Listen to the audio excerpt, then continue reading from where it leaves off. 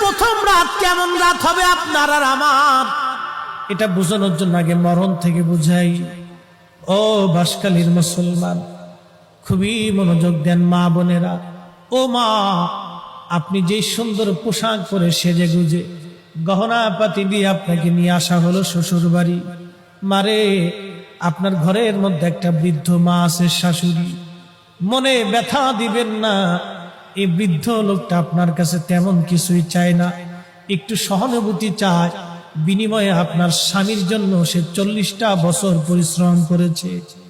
ও বোন, আপনাকে বলছি, এই বৃদ্ধ মাটাকে আপনি ব্যথা দিবেন না। এই বৃদ্ধ মাটা আপনার স্বামীর পিছনে 40 বছর পরিশ্রম করেছে। পেটে ধারণ থেকে শুরু করে ওকে মানুষ পর্যন্ত বানাইতে একটা মায়ের হাড় ভাঙ্গনি খাটুনি খেটে বৃদ্ধ হয়ে গেছে আজ। সে কিছুই চায় না রে বোন, আপনার কাছে মাত্র একটু সহানুভূতি আর ভালোবাসা চায়। মনে ব্যথা দিয়েন না, ওনাকে ব্যথা দিলে মালিক বেজার হয়ে যাবে। মালিক, ও বোন, আজকে আপনি আসছেন এই দুনিয়াতে, এই বাড়িতে। আগামী দিন এই বাড়ি থেকে আপনাকে নিয়ে যাওয়া হবে সাদা পোশাকে, আপনার দামি দামি গহনাগুলি রেখে যাওয়া হবে। বাংলাদেশে একজন ধনী মারা গেল করোনায়। আহা, করোনার সময় মানুষ চেনা গেছে। একজন ধনী করোনার সময় মারা গেল। এই ধনী যখন করোনায় মারা গেল, মারা যাওয়ার সময় সে কয়েক হাজার কোটি টাকার সম্পদ রেখে গেছে। 1 টাকা 2 টাকা না, কয়েক হাজার কোটি টাকা।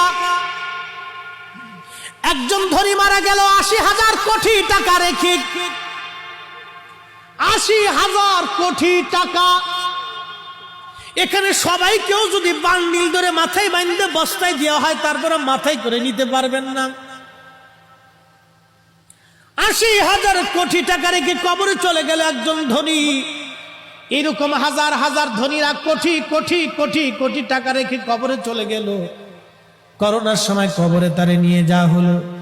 ছেলেরা ওই যে সংস্থাদেরকে ফোন দিয়ে বলল, আপনারা আমার বাবার সৎ কাজ করে দেন, করোনা হয়েছে, আমরা কাছে যেতে পারবো না।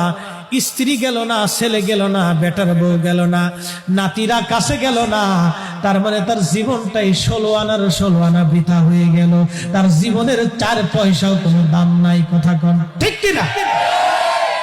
এই মরণের যন্ত্রণাটা কেমন ভয়াবহ, আপনাকে এই মরণের যন্ত্রণাটা বুঝাই। তার